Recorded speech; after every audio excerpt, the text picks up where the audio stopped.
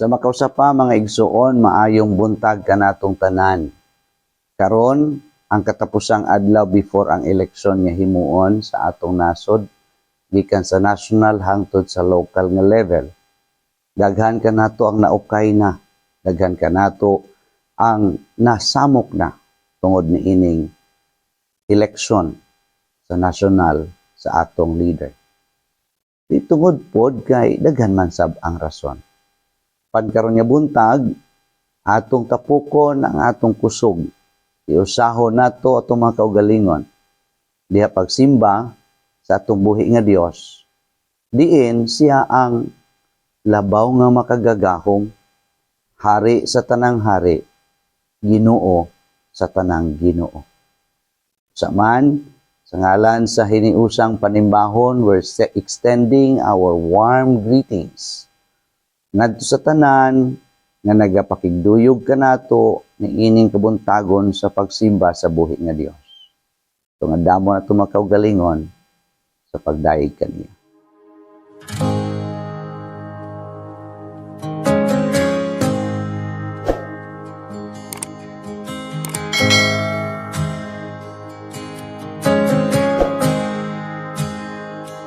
Ang gugma mo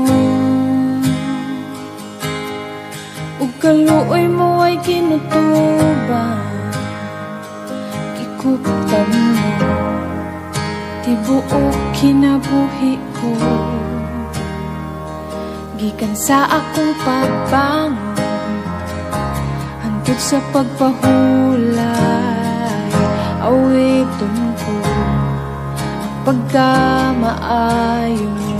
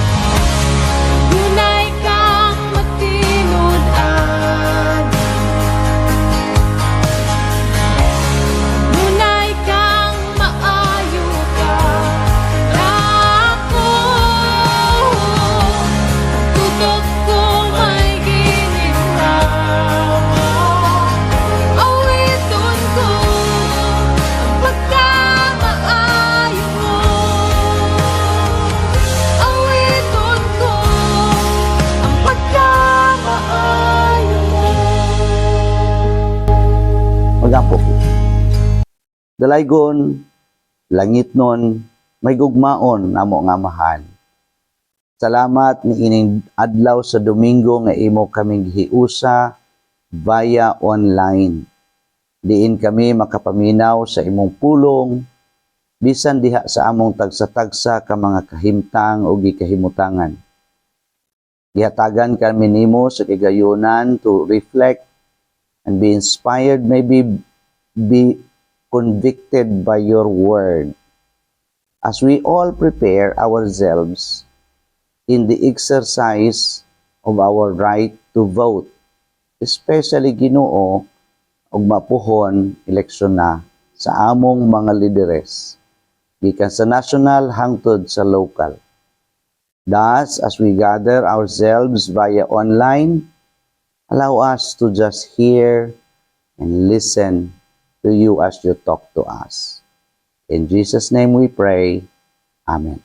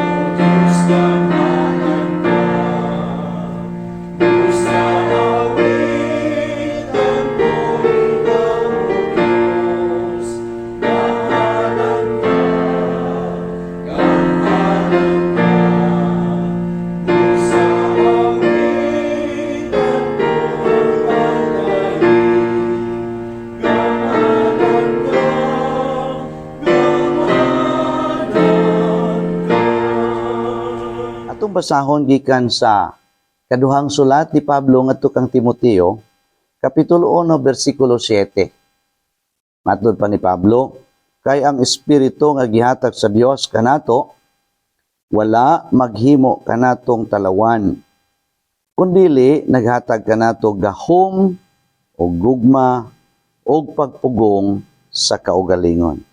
Dinhi natapos ang pagbasa sa pulong sa Dios.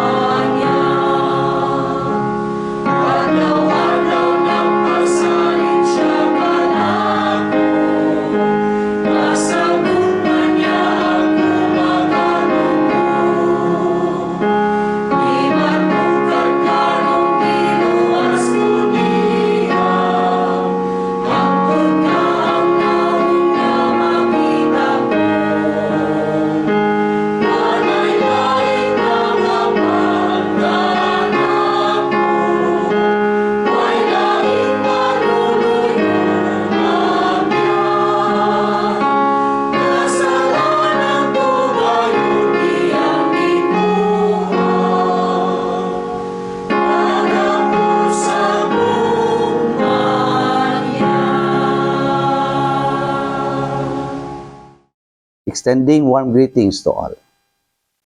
Mga igsuon, daghan kanato ang nangaukay na, nasamok na, di na mapugna ng kaugalingon o ang mga tudlo sa pagpost sa ilang huna-huna o opinyon o pagbati diya sa ilang social media account. Ang uban nangasuko na, nang gilalis na, nag-unfriend na. Ang uban ng kanang si Bisaya pa ng hugod na, inanaw, wa kakaangay, hawa din eh. No, kana na ang level, nagkainit ug maayo ang atong palibot ug kahimtang nga may kalabot sa atong mamahimong eleksyon ug mapuhon. Labi na sa kigayunan nga ang atong Council of Bishops nag-issue og usa ka pastoral letter. Kaniadto makahinumdum ko sa batanon pa ko nga pastor ug bisag estudyante pa ko sa seminaryo. Yes, the church issues pastoral letter, especially during election or before election.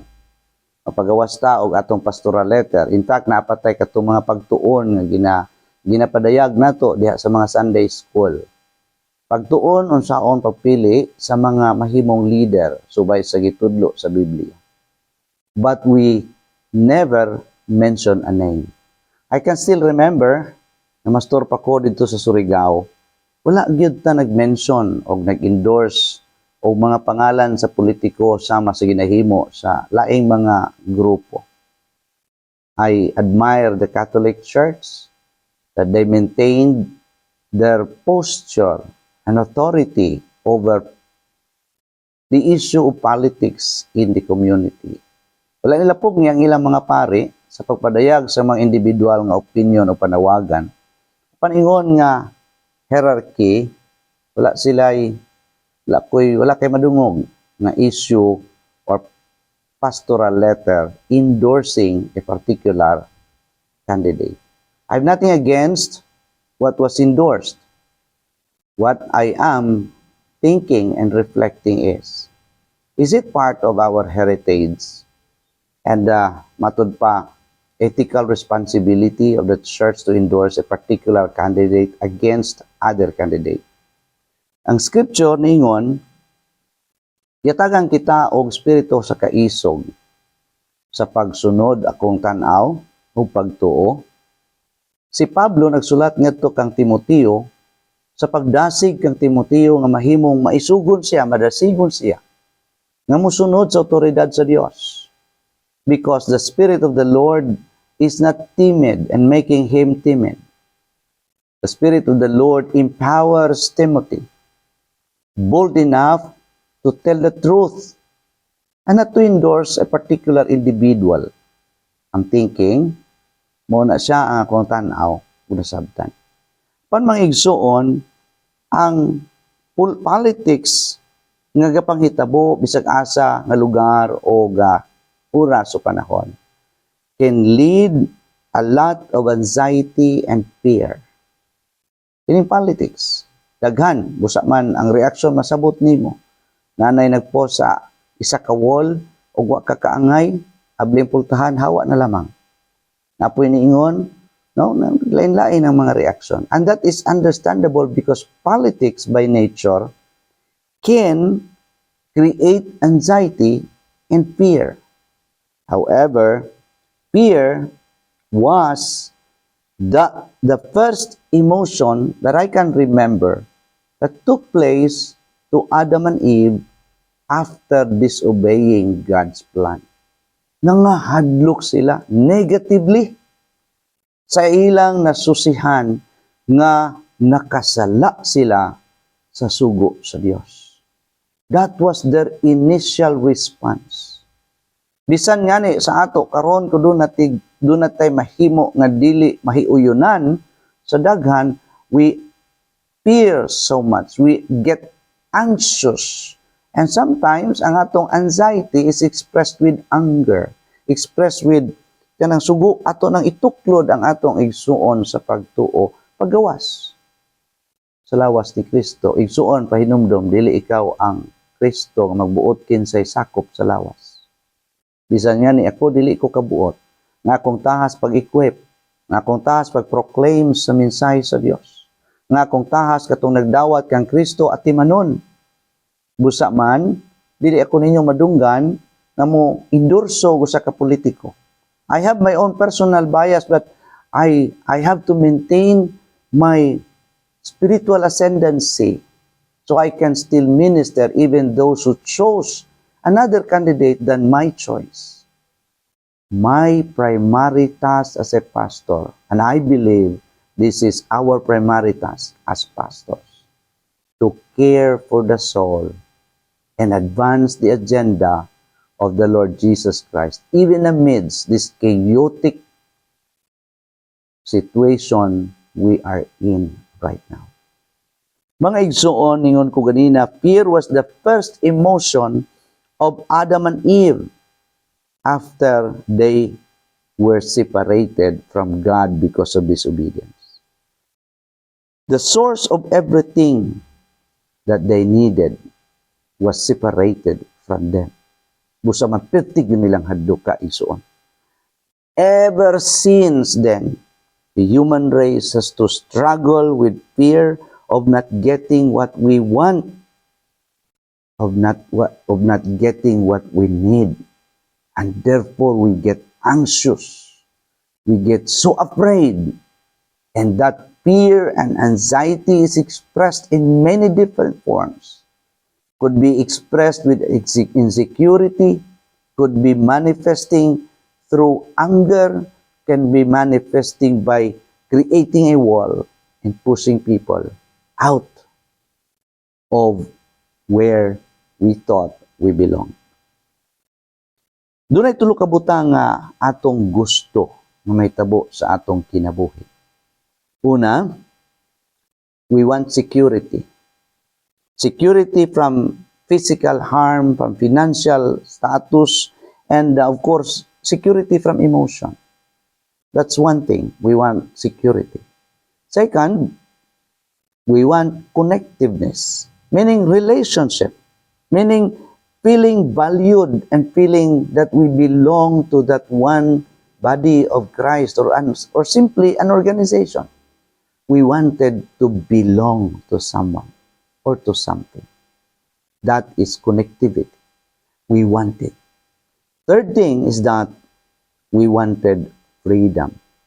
Mao ganing perting reaksyon sa daghan sa dihang nag-issue na og statement ang atong mga obispo as if controlling, dictating, but not in effect. However, this is the effect. So we wanted three things. We wanted security, we wanted relationship or connectivity, we wanted freedom. These are the things that is common to many people. We wanted these things. Political parties build their platforms around those things and make promises. So you listen to many different speeches. You listen to Manny Pacquiao, a good friend of mine. You listen to Pastor Ernie Abilia, who was once a pastor of UCCP Davao City, a good friend of mine. You listen also to Leni Robredo, who is making herself available for a national post. You listen to BBM and many other national figure right now. Bisan si Leone, siya na, Liude. You listen to them.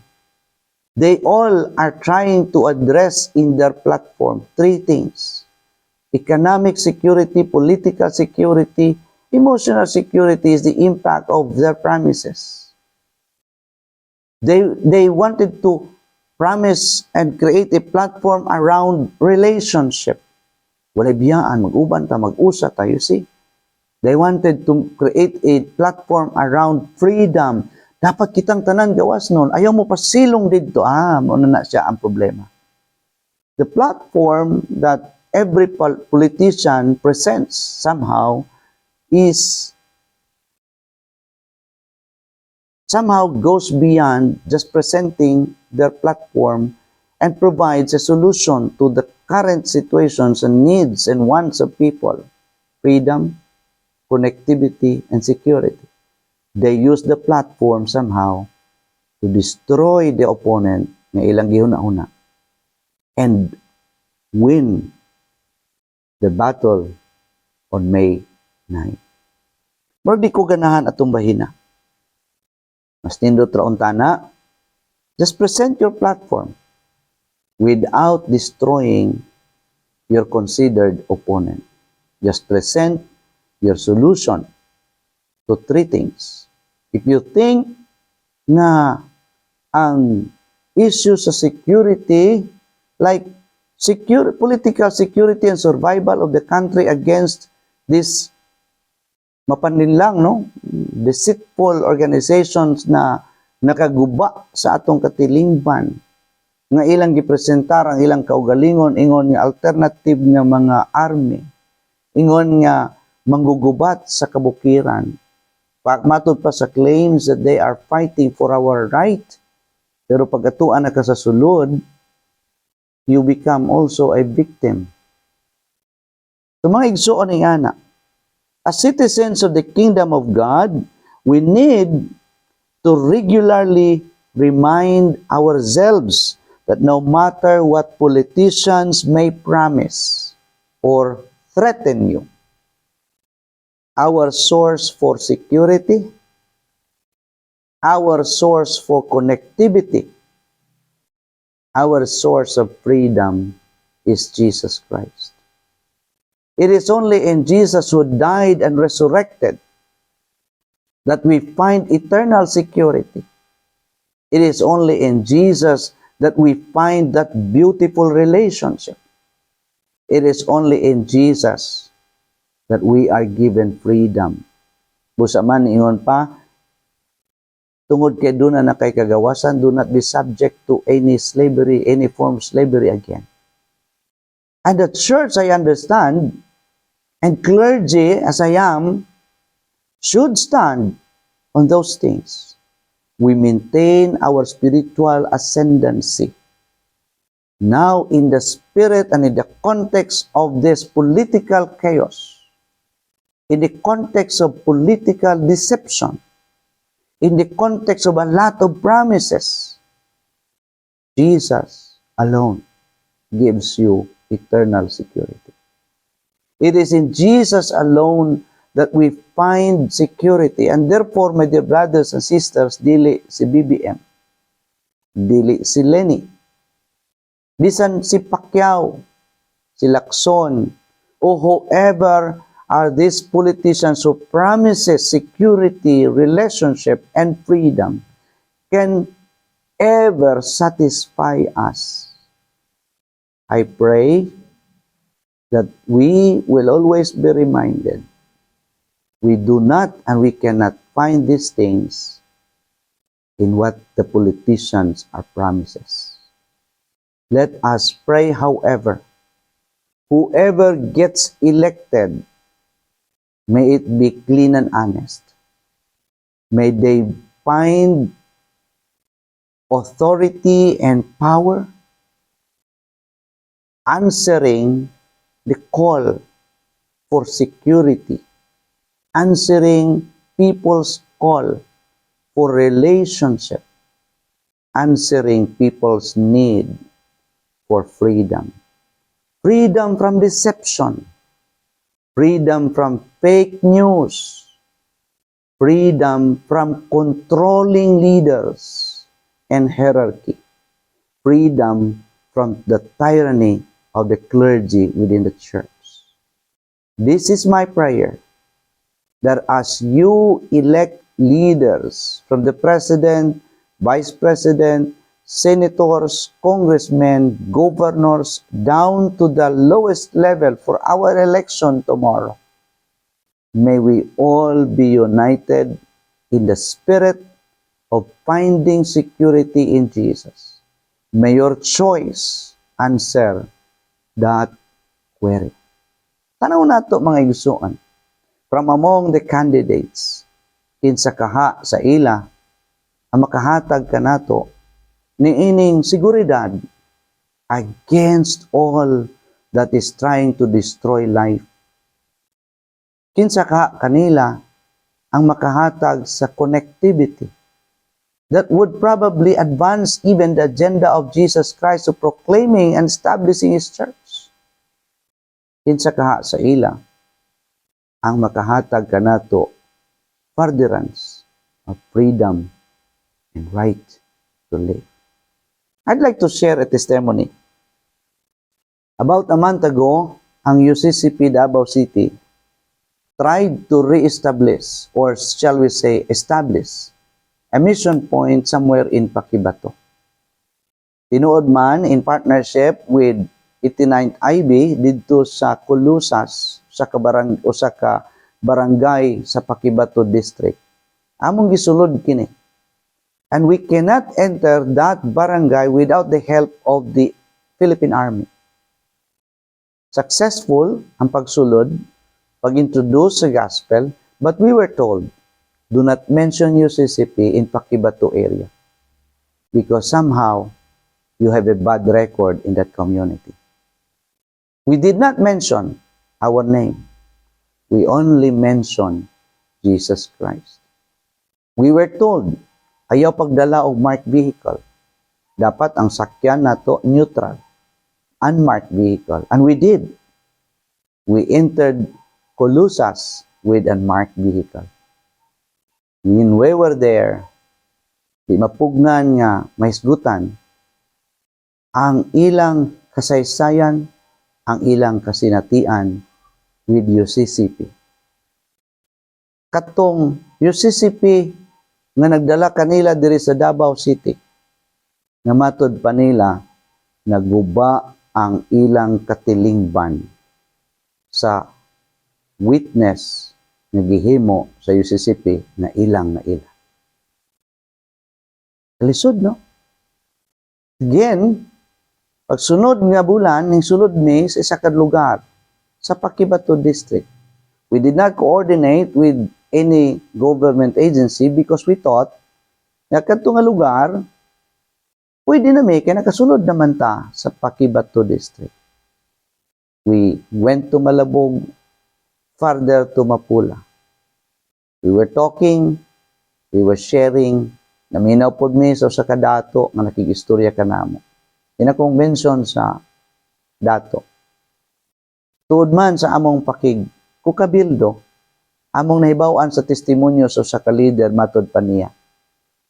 Kaniadto, pastor, dugay na kami nga naulipon na lingla o gigamit sa CPP, NPA, NDF ni ining lugar. Ang progreso sa katilingban wala makasulod. At nga nila, ang buson nila, sunugon nila ang ekwipo sa mga gustong isulod sa gobyerno nga progreso. We were taught, magitudloan kami, nga makigbatok kay sila ra daw ang makahatag sa progress. And for many years, wala ay nahitabo nga progress sa among katilingban. Kanang karsada nga naa sa akong tugkaran matud pa sa kadato. Ning sulod ka na ug nakasulod ka na sa panahon nga napuhag na ng PA nini nga dapit. Pero nianhi mo mga UCCP aron i-recover kami ngadto kanila. Sultihan ka namo, pastor. Dili ng ulo kung inyo ka nang himuon. Kay dili na kami mubalik pa sa kaulipnan nga among nasinati kaniadto sa dugay nga katuigan. Mao ni siya ang atong tatak ingon nga United Church of Christ in the Philippines. Kalisod ba ihatag ang mensahe sa kaluwasan sa dapit nga ang ilang nailhan matod pa katong UCCP nga nagdala nila dinhi sa Davao nga nalingla sila, naulipon sila o naglisod sila pagtukod og balik sa ilang pagtuo. So ningon ang dato, dinhi sa among lugar bawal ang relihiyon. Dili kami magpasulod og laing grupo.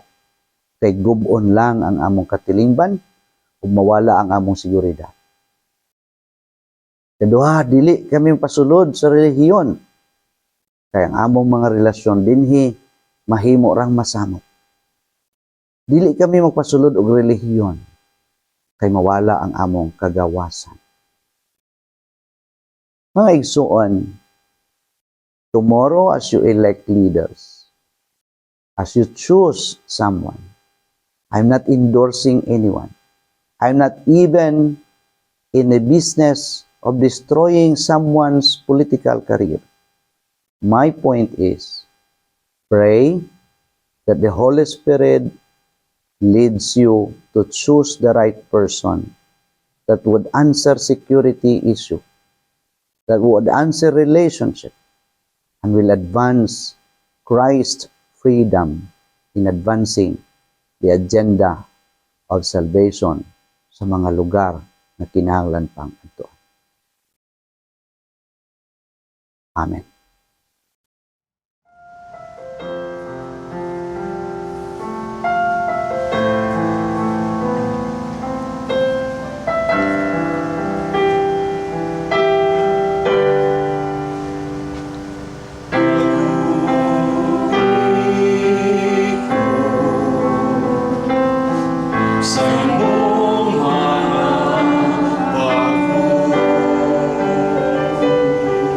The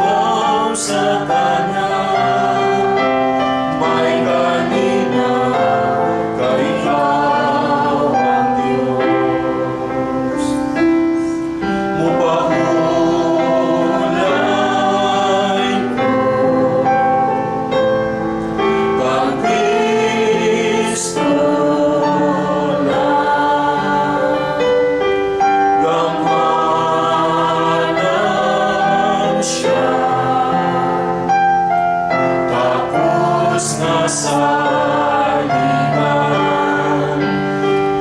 umuhampak man ang mga balon, kung may bagyo man kauban ka, amanali ka labaw sa kanan, may kalinaw kay ikaw ang Diyos.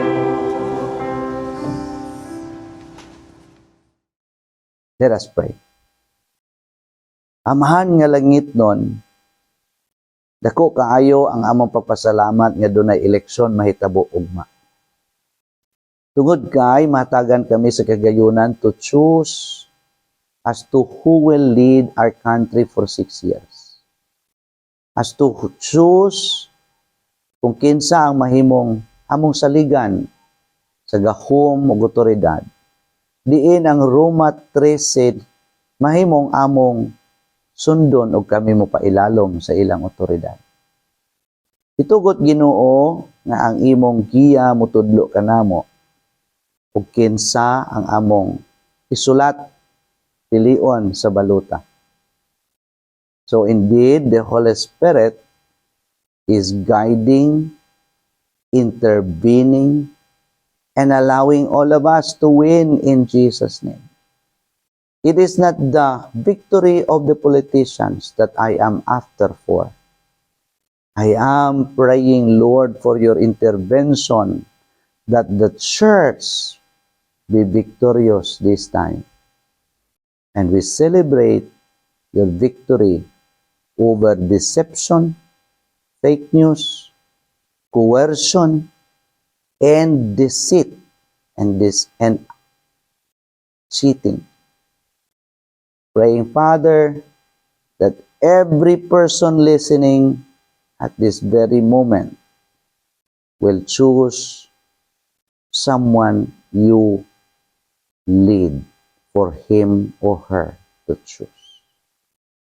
Akong bayaw o Diyos ang imong ngalan, diha sa kinahitasan, aron nga makita namong ikaw ang Diyos Amahan.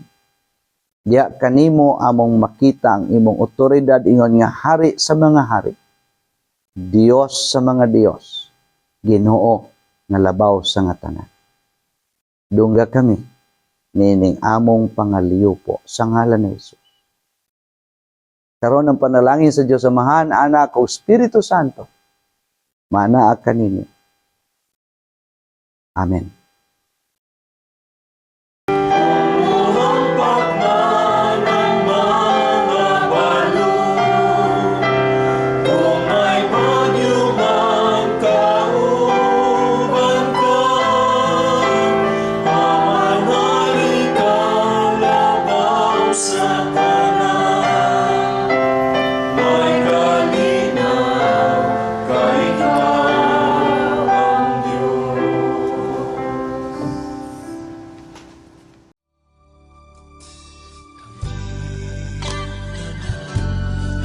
Simba, diha